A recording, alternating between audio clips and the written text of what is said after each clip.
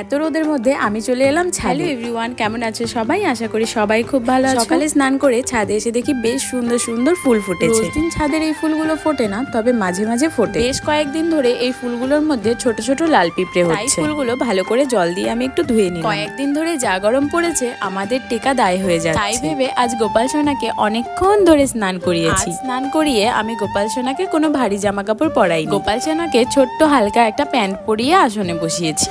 সবকিছু সুন্দর করে সাজিয়ে গুজিয়ে আমি পুজোটা সম্পূর্ণ করে নিই। পুজো দিয়ে ঘরে বসেছিলাম, এর মধ্যেই বৌদি আমায় একটা আইসক্রিম দিয়ে গেল। ভালোই হলো, গরমের মধ্যে আইসক্রিমটা খেয়ে বেশ ভালোই লাগলো। মাম্মামকে দেখো না ঘুমিয়ে আমার সঙ্গে কি দুষ্টুমি করছে। বেশ অনেকগুলো কুর্তি, টপস, জামা কাপড় ঘরে জমা হয়েছিল। না করানোর জন্য আর পরা হতো না, তাই সেই সব জামা কাপড় নিয়ে বেরিয়ে পড়লাম টেলারের কাছে। বেরোনোর পরে দিদির ফোন আসে একটু আমাদের বাড়িতে ঢুকি। দিদি একটা শাড়ি নিয়ে কনফিউজ ছিল। কালকে ও একটা শাড়ি এনেছিল, আনার পরে ওর মনটা একটু চেঞ্জ হয়ে যায়, শাড়িটা রাখবে না চেঞ্জ করে দেবে। দেখে তো বেশ ভালো লাগলো, তাই দিদি আর চেঞ্জ করলো। এখানে মাম্মাম বসে বসে আমার সঙ্গে অনেকক্ষণ গল্প করছিল। এখানে এসে দিদিকে নিয়ে সোজা চলে এলাম টেলারের কাছে। আজ যেহেতু সানডে ছিল মার্কেটে, তাই খুব একটা ভিড় ছিল না, বেশ ফাঁকা ফাঁকাই ছিল। কিছু দোকান বন্ধ ছিল, কিছু দোকান আবার খোলাও ছিল। জুতোর দোকানগুলো প্রায় সবই খোলা ছিল। দিদির এখনো জুতো নেওয়া হয়নি, তাই ওখান থেকে একজোড়া জুতো নিয়ে নিল। লং হিল দেখে আমি একটু ট্রাই করে দেখছিলাম। জুতো নেওয়ার পর দিদি আমায় নিয়ে সোজা মলে চলে আসে শাড়ি নিতে। তবে আজ আর দিদির জন্য নয়, দিদির শাশুড়ির জন্য শাড়ি নেবে। দিদি আর আমি এখানে অনেক রকমের শাড়ি দেখলাম, তার মধ্যে থেকে দিদি দুটো শাড়ি নিয়ে নিল।